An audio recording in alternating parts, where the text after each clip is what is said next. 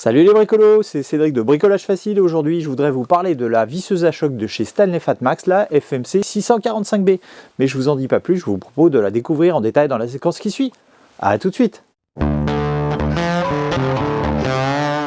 Juste avant d'attaquer la démonstration de cette visseuse à choc, parlons un peu de ses caractéristiques. Donc on est sur une machine 18 volts, donc de la gamme 18 volts de chez Stanley Fatmax, donc ça veut dire que la batterie qu'on utilise sur cette machine, elle est bien sûr compatible avec l'ensemble des autres outils de la gamme de chez Stanley. D'ailleurs, pendant que je suis là sur la batterie, vous voyez, on a au pied de la machine, on a un voyant de charge. Il suffit d'appuyer sur ce bouton pour connaître l'autonomie de la batterie avec deux niveaux de charge. En ce qui concerne la machine elle-même, donc on est sur une machine relativement compacte, 158 mm de long seulement, c'est pas beaucoup. On est sur un poids aussi relativement léger, à peu près 1 kg, 1 kg et 80 grammes pour être précis. Donc ça, c'est bien sûr le poids sans la batterie, donc c'est relativement léger. La batterie, là, j'ai mis une batterie de 2 ampères-heure. Donc c'est une batterie qui suffit largement pour une visseuse à choc et donc du coup elle apporte aussi un bon équilibre parce que du coup la batterie 2 ampères-heure compense bien le poids du moteur. Donc du coup le poids est globalement bien réparti avec le moteur. En ce qui concerne la prise en main, donc on est sur un grip qui est assez important, en tout cas qui recouvre une bonne partie de la poignée, donc un grip qui est assez épais, donc on ne le voit pas forcément là sur la vidéo, avec des petits picots ici que je trouve assez agréables et qui tombent bien sous la main et qui permettent d'avoir une bonne prise en main.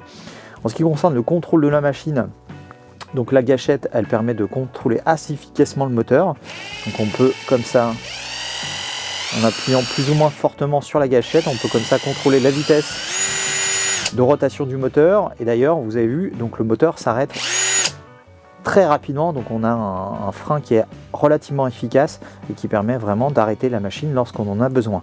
En ce qui concerne donc le bouton d'inverseur de sens, il tombe aussi relativement bien. Ça, c'est un grand classique. Pour ce qui est du boîtier, donc il est aussi bien renforcé, on a de la gomme un peu partout, donc c'est toutes les parties noires ici, là. Tout ça c'est des morceaux de gomme et vous voyez, elle est relativement, ces morceaux de gomme sont relativement épais, donc ce qui permet vraiment de bien amortir les chocs et surtout ceux-là, vraiment on peut y aller. C'est pas le boîtier plastique ou même la partie métallique qui protège le moteur qui vont prendre les coups, mais c'est bien cette partie caoutchoutée. D'ailleurs, il y a un petit truc supplémentaire que Stanley a eu la bonité de rajouter sur le boîtier, c'est ces petits aimants là qui nous permettent de pouvoir positionner les embouts et ça peut être super pratique, ça vous évite de les perdre. En ce qui concerne ses caractéristiques techniques, on est sur du 180 Nm. 180 Nm, c'est vraiment pas mal pour ce type de machine et ça permet d'avoir un très bon couple de serrage et beaucoup de force dans le vissage. En ce qui concerne la vitesse de rotation du moteur, on est sur du 2900 tours minute, c'est pas mal, et sur une cadence de coup maximum de 3100 coups par minute. Bien sûr, cette cadence de coup, elle dépendra de la résistance de la vis lors du vissage. En ce qui concerne le porte-embout, on est sur du classique, donc je vous conseille d'utiliser d'ailleurs des emboulons pour ce type de machine, puisqu'en fait, ces emboulons, ils ont un renforcement ici qui permet en fait d'être inséré directement dans la machine. Et donc là, c'est un mécanisme relativement sympa. Je ne sais pas si vous avez vu, j'ai pas besoin de tirer sur la bague pour insérer l'embout. Voilà, j'ai juste besoin de le pousser et là, il est en position. Et si je veux sortir sortir l'embout, il suffit de tirer sur la bague et l'embout est littéralement éjecté. Donc c'est plutôt un mécanisme assez bien conçu, qui est vachement pratique et qui permet de changer vraiment efficacement les embouts. Voyons maintenant une démonstration de cette visseuse à choc. Donc pour ce faire, je vous propose de visser en fait deux types de vis, donc des vis de 5 mm de diamètre et des vis de 6 mm de diamètre.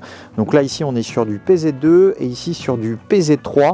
Donc j'ai utilisé du PZ parce que j'avais que ça sous la main, mais sinon globalement je vous conseille plutôt d'utiliser du Torx avec des visseuses à choc, puisqu'en fait le Torx on a moins de chances d'abîmer en fait l'empreinte de la vis, puisqu'en fait avec la visseuse à choc vous allez voir ça va relativement vite et on a vraiment tendance à venir abîmer l'empreinte de la vis si on ne fait pas trop attention. Donc privilégiez plutôt le Torx si jamais vous avez le choix entre les deux. C'est parti pour le vissage. Donc j'ai bien sûr utilisé un embout PZ2 pour cette vis. Voilà. Quand je vous disais qu'on avait tendance à abîmer l'empreinte de la vis, ça va relativement vite.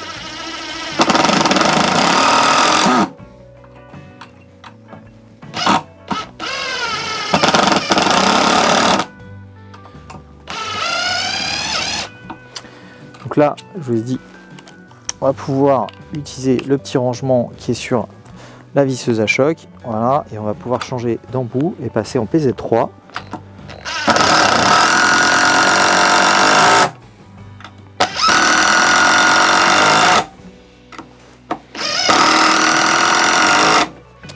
Vous voyez quand même un vissage super efficace. Comme on vient de le voir dans la démonstration et surtout dans la présentation que j'ai faite juste avant, donc on est sur une machine relativement compacte, seulement 158 mm de longueur, donc c'est pas beaucoup, c'est un peu moins que les autres machines du marché, donc ça vaut le coup quand même de le mentionner. En ce qui concerne son poids, on est légèrement supérieur à 1 kg, on est sur 1 kg et 80 grammes pour être précis, ça c'est le poids sans la batterie, donc c'est relativement léger, hein, ça vous permettra de l'utiliser longtemps et l'utiliser à bout de bras surtout. En ce qui concerne son couple de serrage, on est sur un couple de serrage de 180 Nm, ça c'est vraiment pas mal hein, par rapport aux autres machines du marché, on est plutôt bien positionné, même si vous pourrez trouver bien sûr des machines encore plus puissantes, mais ça sera aussi relativement plus cher. Donc un bon couple de cirage. En ce qui concerne la vitesse, on est pas mal aussi, 2900 tours par minute, donc ça c'est largement suffisant, on est plutôt en phase avec les produits du marché. En ce qui concerne la cadence des coups, ça c'est important aussi pour visser efficacement, on est sur du 3100, donc ça c'est une bonne valeur, même si elle est légèrement inférieure par rapport aux autres produits du marché. En tout cas ça suffira largement pour réaliser des vissages classiques, même des vissages un peu longs.